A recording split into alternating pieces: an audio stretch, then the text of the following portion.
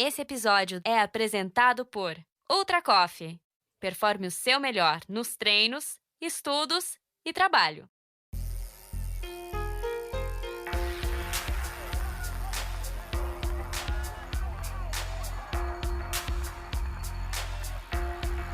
Bem-vindo ao MTB Pass, um podcast que te leva para dentro do mundo do mountain bike. Eu sou a Viviane Faveri e a cada 15 dias trago aqui entrevistas com algum personagem do mountain bike mundial.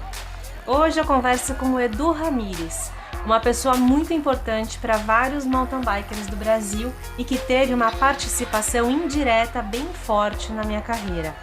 Se não fosse por ele, não sei se eu teria tido contato suficiente com o cross-country olímpico para competir em alto nível, pois é ele o responsável pela trilha de mountain bike do Parque Semucan, em Cotia, a única opção segura de treino específico para quem mora na cidade de São Paulo. Ramires é paulista e começou sua carreira como atleta de BMX. Com o surgimento do mountain bike no final dos anos 80, ele trocou de modalidade e continuou colhendo vitórias, entre elas o Campeonato Mundial Amador de 89. Edu já foi técnico da Seleção Brasileira de Mountain Bike por 6 anos, é diretor do Sampa Bikers e também trabalha como gestor da equipe de alta performance ODI. Edu, bem-vindo ao MTB PES e obrigada, finalmente vou poder ter esse papo com você. Obrigado, eu que agradeço o convite, obrigado a todos aí do MTB PES, estamos aí para contar um pouco aí de todo esse período aí envolvido com a bike, dar mais detalhes aí do decorrer da carreira toda. Edu, a gente viveu recentemente algo muito forte para todos os brasileiros, que foi receber uma Copa do Mundo no Brasil, em Petrópolis. Como que foi vivenciar isso? Com certeza foi uma emoção bem grande, né? Obviamente eu já pude experimentar, né, de presenciar, né, algumas etapas de Copa do Mundo, né, no decorrer do período em que eu era diretor técnico, né, da seleção brasileira, mas é diferente, né? A gente já teve, né, uma Copa do Mundo no Brasil há muitos anos atrás, mas é completamente diferente. A gente está em outro universo, a coisa evoluiu demais e sendo no Brasil foi realmente intenso, foi de arrepiar mesmo, ver a torcida, né? Principalmente isso, né, de presenciar a alegria e a emoção, né, de muitos, né, aficionados pelo mountain bike, de presenciar isso ao vivo pela primeira vez, né? Ver os melhores atletas do mundo, né, ali passando na frente, convivendo alguns dias, né, com eles, e isso que eu acho que foi um detalhe assim, relevante, né, de poder presenciar a emoção dos aficionados brasileiros que nunca tiveram a oportunidade, né, de presenciar, né, de perto, né, todo esse nível que chegou o mountain bike, né, olímpico. Superou suas expectativas a reação da torcida? Com certeza, né? Porque, como eu mencionei, né, eu já presenciei, né, outras etapas de Copa do Mundo e mesmo recentemente a gente sempre assiste, né? E dá para perceber que foi diferente, né? A emoção do brasileiro, assim, trouxe um a mais para o evento, foi notório, né? Os próprios atletas internacionais, né, relataram isso. E realmente foi diferente, foi emocionante mesmo. Você estava lá em Balneário Camboriú em 2005? Sim, estava lá. Você Eu, competiu, né? na época eu tava com a seleção, na época eu acabei me envolvendo com a confederação em si. Tem como comparar assim os dois eventos? Você consegue destacar a evolução? O que você sentiu, o que mais te marcou? Um ponto de diferencial realmente é a transmissão, né? Então, a transmissão pela TV nesses últimos anos mudou completamente o status, né, do mountain bike, né? Isso sempre, desde que surgiu o mountain bike, isso foi uma das grandes dificuldades, né, do desenvolvimento dessa modalidade. Foi justamente isso, a transmissão, né? É super difícil, né? Você ter todo um aparato, né, para cobrir um percurso, né? E antigamente era pior ainda, que a gente tinha percursos de 8 até 10 quilômetros, né? Era um cross-country completamente diferente. Então, esse sempre foi a grande dificuldade. E então, você comparar, né, da Copa do Mundo que teve no Balneário para hoje, com certeza isso é um dos pontos-chave, né, que trouxe uma visibilidade muito maior, né, e ao mesmo tempo o próprio esporte em si, né, como ele se desenvolveu, os percursos, os circuitos, né, bem mais técnico, as bicicletas mudaram, então assim mudou completamente, é outro patamar, outro nível. É incrível como é a forma como o esporte pode ser transmitido que dita como que ele vai ser feito, né? É muito louco Tem isso. uma grande influência, né, com certeza, né, a partir do momento que é um esporte que é emocionante, principalmente para quem pratica. Né? E se você tem essa possibilidade de ter todo um aparato de transmitir isso, né, para o público, né, que não conhece, e começar a entender e reconhecer isso, extremamente importante, né? E aí faz toda a diferença, né? Colocou o mountain bike a partir do momento que a Red Bull abraçou e começou a transmitir, elevou realmente para um outro patamar o mountain bike. E só para dar uma referência para o ouvinte do que a gente está falando, o cross country olímpico ele mudou um pouco do formato do que era o cross country até então para caber no padrão das Olimpíadas. Então ele tinha que ser mais curto, ele tinha que ser transmissionável, se essa é a palavra, né? Ele tinha que ser possível de ser transmitido. E aí tinha que também ter alguma forma do público que está em loco ver os atletas passarem várias vezes e ter lugares interessantes de assistir a corrida. E aí, uma corrida que antes era uma maratona comprida, longa, que durava 3, 4 horas, se tornou uma corrida em circuito, e esse circuito foi cada vez diminuindo. E hoje a gente tem pistas de XCO de 4 quilômetros de extensão, no qual os atletas dão 7, 8 voltas. E a gente tem agora o formato do XCC, que é o circuito curto, short track, para trazer ainda mais disputa. Está cada vez mais seguindo a ideia do que acontece na Fórmula 1, né? O esporte ele vem se moldando, né? Você até falou de percurso, né? Me veio na cabeça que foi em 95 o Mundial na Alemanha, e, coincidentemente foi o Bart Brent que ganhou. Eu participei desse Mundial, o circuito tinha 8,5 km. E o Ramires atleta tem vontade de competir nesse XCC, XCO mais moderno?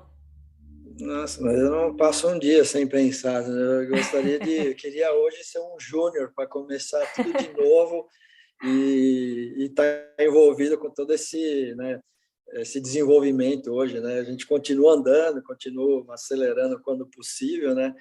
Estou envolvido ainda, né, completamente no esporte, mas quem já andou, né, foi um atleta de elite, curte, respira isso, não perde a vontade, né? Então, continuo, sim, com bastante vontade. Se tivesse condições, estava lá alinhando com elite e tudo mais. Mas a gente tem que ter o pé no chão e entender, né? Minha época já passou, fiz o que foi possível no meu período, com o que eu tinha, né, de recurso, né, naquele período, e não me arrependo de nada, graças a Deus. E falando em recurso, a base do BMX, né? Que com certeza te ajuda até hoje. Sim, o BMX é a grande escola, né? Por várias ocasiões, assim, até em corrida, né? A gente acaba sendo abordado por outras pessoas, algum pai, alguma coisa, e é um tema que eu sempre chego a comentar, de que é importante experimentar o BMX, né? Principalmente a garotada nova, né? Se nunca experimentou, ali é a porta de entrada para todas as outras disciplinas, né? O BMX te dá toda a base de equilíbrio, de reflexo, de aprender a se defender. E então eu já repeti diversas vezes, já aconselhei diversas pessoas a colocar seus filhos, né, experimentando o BMX, porque dali, uma vez que você conseguiu, né, entender a dinâmica e se desenvolver no BMX, você consegue depois participar de qualquer disciplina das duas rodas, seja no velódromo, seja de ciclismo de estrada, um bike trial, um mountain bike, flat, cada um, obviamente, com a sua, né, sua especificidade, né? Mas o BMX é super importante. Eu, graças a Deus, né, foi a minha base e eu tinha toda a técnica, e quando eu comecei a me envolver com mountain bike, na verdade, eu precisei desenvolver meu lado de condicionamento físico, né? Era bem diferente, né? Fazer uma Poxa, prova de várias baterias, né? Curtas, de segundos, né? Para provas de 2, 3, 4 horas, né? sim. E seria legal se você pudesse depois compartilhar algumas escolinhas de BMX que você indica para a gente poder passar para o nosso ouvinte que quer se matricular ou matricular o filho.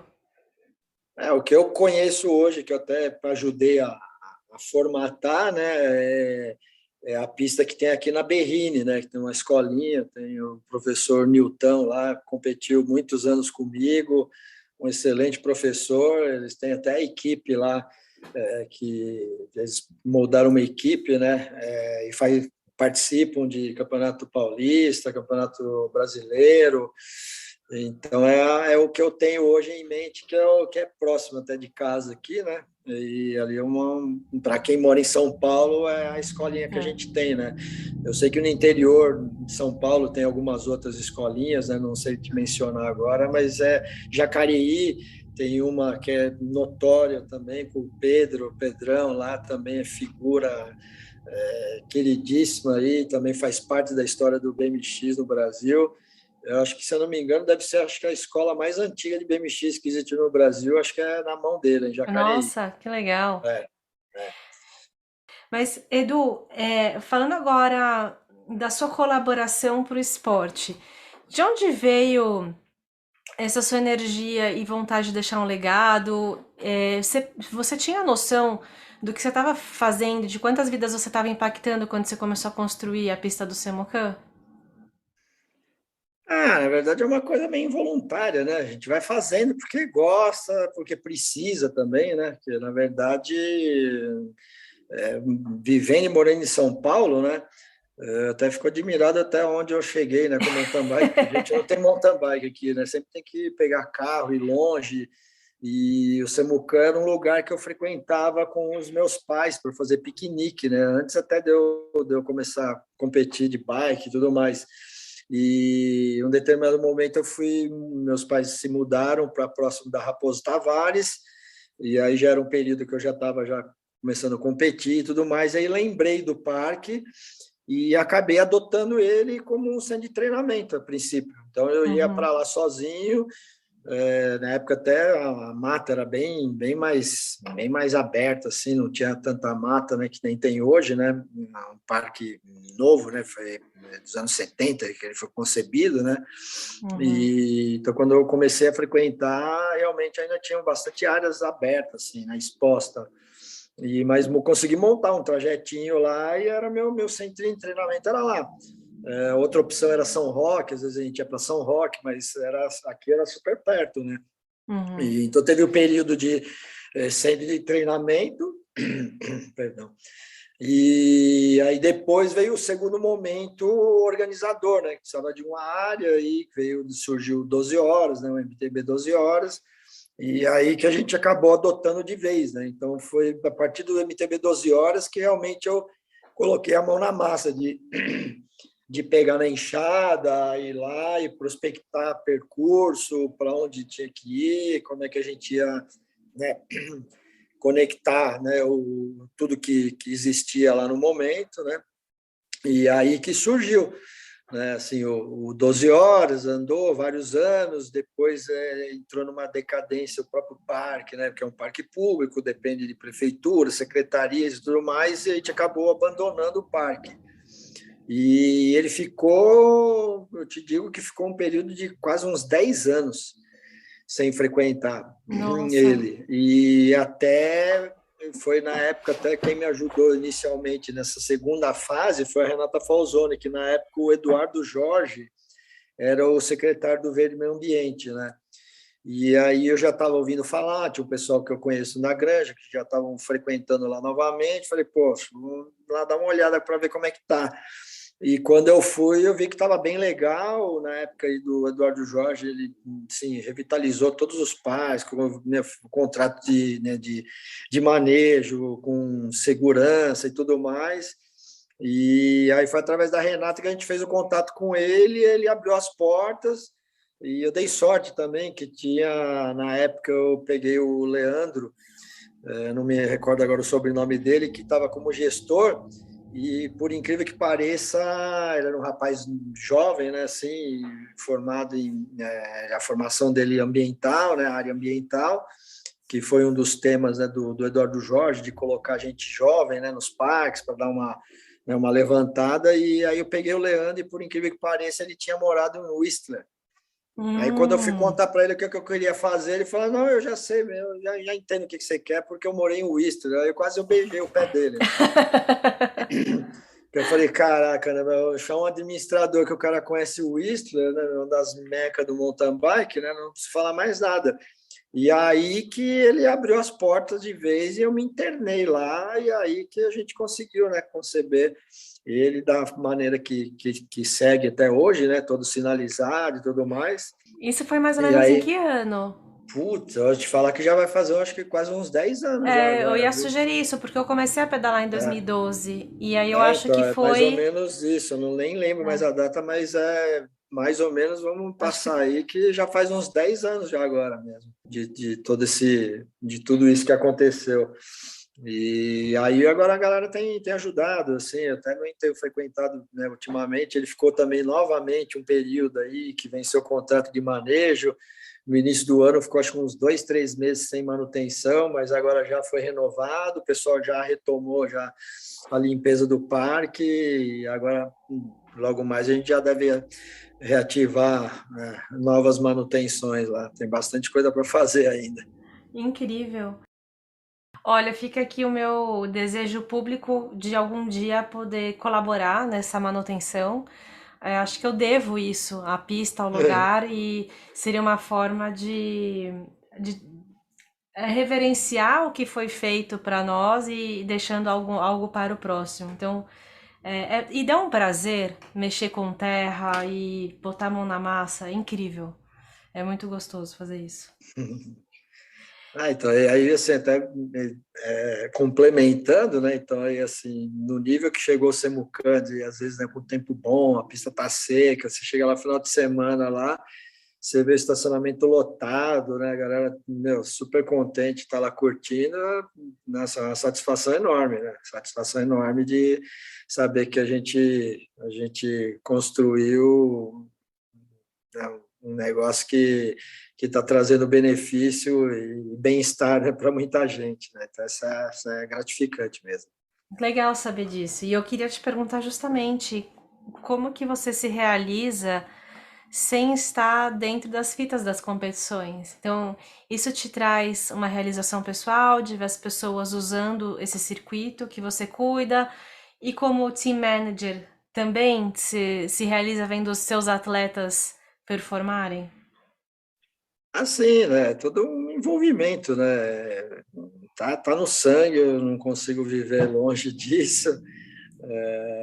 Gosto do ambiente de competição. Não sei até quando que eu vou perdurar nesse meio aí, né? Às vezes a gente passa uns perrengues, né? Realmente é cansativo, precisa se envolver muito e gostar muito, né? Para estar sempre ali, né, à frente, mas realmente traz uma satisfação, né? Por outro lado, de tudo que você vem fazendo, né, trazer algum resultado positivo, né?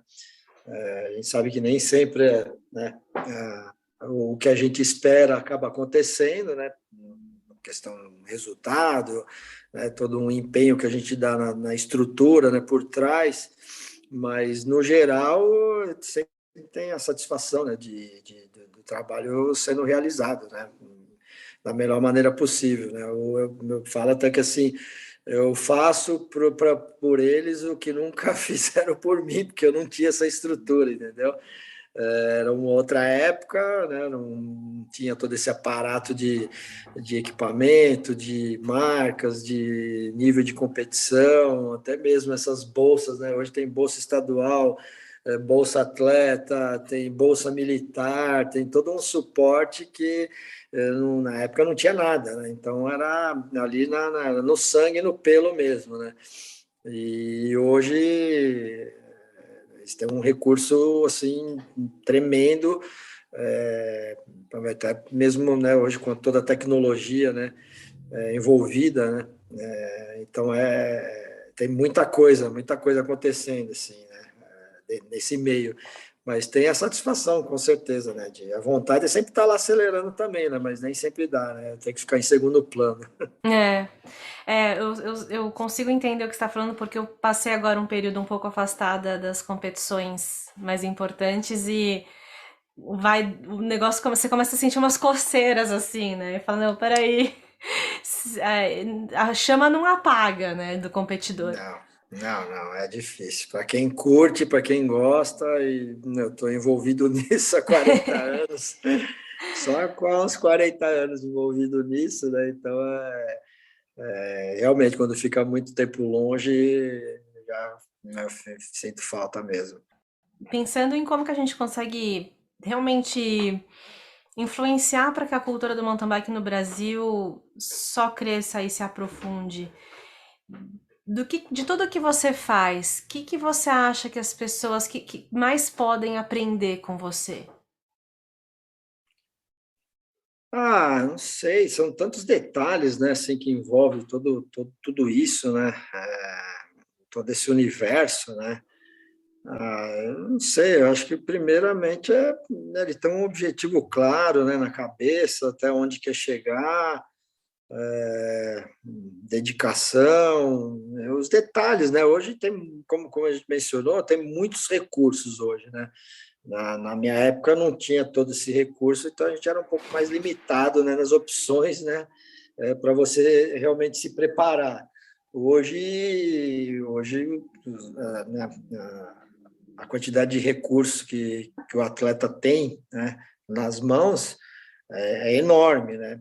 Mas eu vejo até assim, às vezes com uma certa preocupação, porque são tanta coisa, que eu vejo que alguns atletas às vezes meio que perdem um pouco o rumo e o Uhum. foco, né? Então eu acho que mesmo com todo esse aparato e todos esses recursos existentes hoje, né, para você se preparar, eu acho que o básico do básico ainda é o que mais funciona, entendeu? Hum, Cuidar bem do equipamento, entendeu? Treinar bem, descansar bem, se alimentar bem e não se deixar levar por, sabe, informações alheias, né? uhum. É isso que eu vejo por experiência aí nesses últimos anos, né?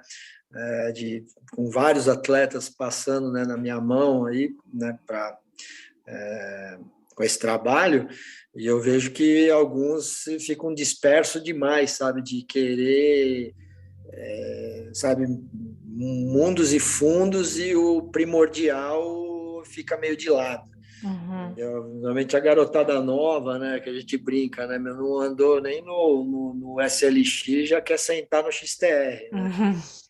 Então, eu vejo isso, né? Então, como eles têm toda essa tecnologia, tá aí na palma da mão, o celular, fica visualizando 1000 coisas de 1000 atletas, e aí informação de tudo quanto é lado, e eu vejo que, às vezes, muita gente se perde nesse meio, sabe? De Uhum. ter tantos recursos e não tem, sabe, não tem uma opinião própria, sabe, do Sim. o que funciona para mim, entendeu? Então eu vejo que é um cuidado que eu acho que essa nova geração tem que dar uma atenção sobre isso, sabe? Não se deixar levar por tantos recursos, né? Fazer o básico. O básico Muito é o bom. primordial e depois vem o resultado. Eu falo assim, às vezes vai ter que ir lá fazer um esforço, é difícil, esse esforço não tem patrocínio, não tem problema.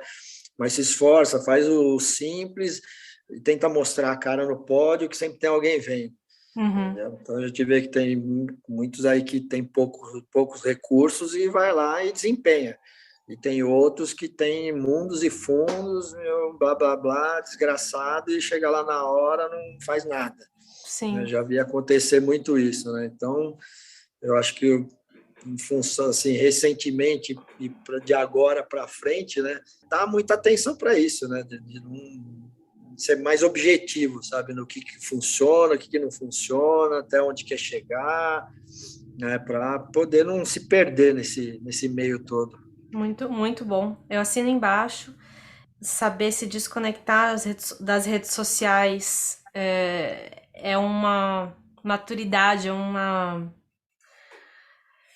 Qual que é a palavra? Acho que É, eu não sei. Acho que é uma acho que sabedoria. mais é que hoje se fala muito, né, do influencer, né?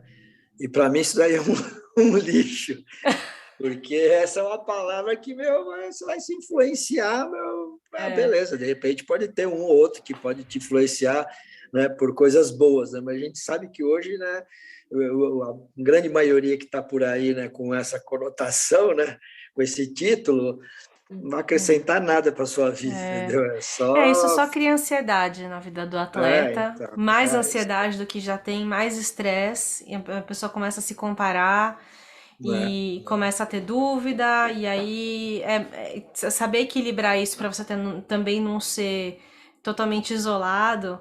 Então, como que você convive nesse mundo digital sem...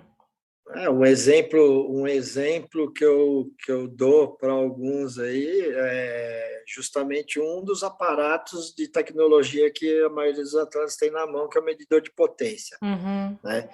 E tem nego que é paranoico com isso daí e esquece do primordial, que é a percepção do esforço. Nossa, Entendeu? Total.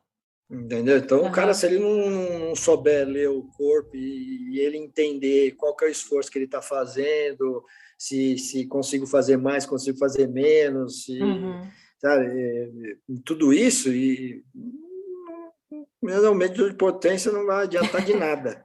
Entendeu? E tem muitos que são paranoicos com isso daí, entendeu? E já tive caso de nego ficar em competição que não era a hora de dar 200% e tá lá olhando para ver que potência que tá, se tá acima, se tá abaixo, meu amigo. Agora não é hora. Já dei dor em atleta, falei, se olhar a próxima vez eu vou tirar fora. Só não tiro porque os dados são importantes. Mas falei, mas da próxima vez eu vou colocar uma fita isolante e tampar a tela para você não olhar nada. Entendeu? Porque o cara esqueceu da competição e estava dando mais atenção aos números. Sei que em determinadas provas de longa duração, realmente você pode utilizar ele como uma ferramenta mesmo de controle, né? de desempenho, de desgaste, né? Mas provas curtas... Não dá nem tempo, não é para dar tempo, não é para dar para olhar. Então, e a nova geração tá tudo paranoica. O cara, se ele não tiver a porcaria do medidor de potência na bike dele, se ele perder a corrida, ele vai falar porque ele não tem o medidor de potência, se ele perder a corrida porque ele não tem o medidor de potência, e o outro que ganhou tem o medidor de potência. E aí você pergunta qual que é a sensação, né? E a pessoa tá tão viciada nos números que não sabe qual é a sensação, né? Isso da minha geração, acho que foi uma grande escola, porque fui um dos primeiros aqui, acho que em São Paulo, com o Zé Rubens Delia, me arrumou um monitor cardíaco, parecia um tablete gigante no pulso. E mesmo assim, eu nunca fui até muito adepto mesmo. Depois veio o Polar, né? Cheguei até a utilizar em treinos, que o parâmetro era outro antigamente, né? Era por frequência cardíaca, ainda não tinha todo esse desenvolvimento de que, né, o melhor era por potência, né? E não pelo batimento cardíaco. Então era outra geração. Mas mesmo na época, usando Polar, essas coisas, eu nem curtia muito, porque eu não gostava de ficar olhando, eu gostava de sentir o que estava acontecendo, entendeu? Se eu podia acelerar mais ou menos. Então, isso daí eu acho que eu consegui apurar muito bem esse sentido, né, de percepção de esforço. E essa é uma palavra que eu repito bastante, principalmente quando eu vou ministrar curso de mountain bike, é uma das palavras que eu mais uso e repito. entendeu? Que você precisa entender teu corpo, né? Ter essa percepção juntamente com a troca de marcha, né? Para poder desenvolver uma velocidade X e tudo mais. Então tem todo esse, né, esse comparativo aí que a gente fala de toda essa tecnologia, né, que você pode buscar informação, mas por outro lado tem algumas que muita gente está se perdendo nela, né? Muito bom. Sensacional. É uma aula aqui do professor Edu Ramires. Edu, última pergunta para a gente amarrar essa conversa, porque eu não queria terminar sem saber mais do Sampa Bikers. Conta pra gente o que é esse projeto, essa empresa, o que é o Sampa Bikers? O Sampa Bikers, na verdade, né, ele começou com o Paulo, né, Paulo de Tarso, Paulinho, né, Famoso Paulinho. ele que deu o início, né, a princípio com os passeios na cidade, depois a coisa começou a evoluir naturalmente, de fazer os passeios de final de semana, né, viagens, e virou o que virou, né, hoje é uma referência aí, né, no país acho que é o grupo acho que mais antigo, né, que existe no país, que realiza, né, viagens de cicloturismo e tudo mais. A minha parceria com o Paulinho, né, se deu quando a gente se conheceu, ele acabou conseguindo uma parceria com uma loja, né, conseguiu uma sala e montou o escritório dele nessa sala, eu trabalhava na loja, a gente acabou se conhecendo, eu já organizava o 12 horas, só que o 12 horas começou a tomar uma proporção muito grande, eu não estava dando conta de organizar ele sozinho, e acabou que a gente firmou essa parceria, né, de organizar evento. Então, veio a minha parte, a parte bem técnica mesmo, né, de construção de pista, de organizar a arena e tudo mais, e o Paulinho sempre com a parte mais, né, estrutural ali né, de regulamento, de inscrição, de site, todo o aparato por trás, né, que envolve, né, uma organização de um evento. E a coisa fluiu bem, né? A gente teve um período grande aí, né, alguns anos, né, bons do país, vamos dizer assim, né, de patrocínio, tivemos um calendário grande aí, várias copas aí que ficaram bem conhecidas aí no meio da bike, né, a Copa Amadora, o Power Biker, o 12 Horas, a gente chegou a organizar o brasileiro de cross country por 2 vezes, o brasileiro de maratona uma vez, e aí a gente segue, né? A gente está num período aí agora estamos né, prospectando uma arena nova para o MTB 12 Horas, bem na época da pandemia, quando iniciou, a gente está, né, ainda está em aberto, né? Essa edição não aconteceu e é a edição que a gente comemora 20 anos do 12 Horas. Uau! E desde que iniciou a pandemia, a gente não conseguiu realizar. A gente está correndo atrás para talvez ainda esse ano, ou no mais tardar no início do ano, a gente organizar essa edição histórica aí de 20 anos do MTB 12 Horas. Vai ser uma grande festa, sem dúvidas. Então a gente tem essa parceria aí legal. A gente deixou de organizar por um período evento, né, na época que a gente fundou a Bike Expo Brasil, né, que foi a primeira feira, né, aberta, né, de negócios, e aí depois virou o que virou, a gente acabou, né, por questões aí de mercado, a gente parou de organizar, veio uma outra, organizou, e enfim, né, aí são histórias que não vêm ao caso agora, e a gente acabou deixando um pouco de lado a organização de evento, né, e ficamos só com o MTB 12 Horas, né, mas a gente está com ideia agora de retomar, e não só o MTB 12 Horas, mas como outros eventos aí para frente, aí nos próximos anos. O MTB 12 Horas é algo histórico para o público paulistano, assim, faz parte da vida do ciclista de São Paulo e redondezas ali. Então, quando eu comecei... o evento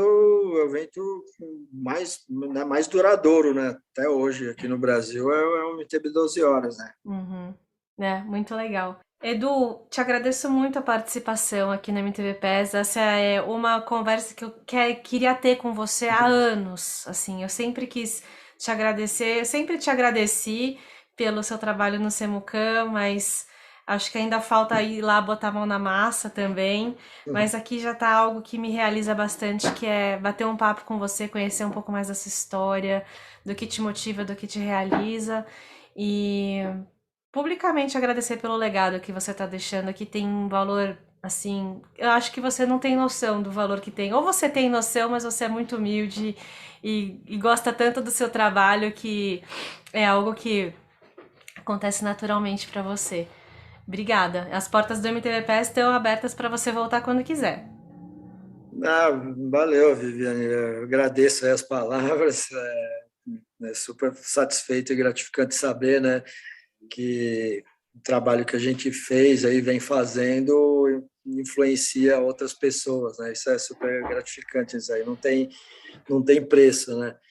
E fico à disposição sempre, tá? Te agradeço o convite novamente, te dar os parabéns aí também pelo seu envolvimento aí no mountain bike, desde que, né, você começou a se envolver, foi a fundo, hoje é a notória narradora da Copa do Mundo, e então também te dou os parabéns aí por todo esse envolvimento, pelo trabalho que você vem fazendo. Obrigada.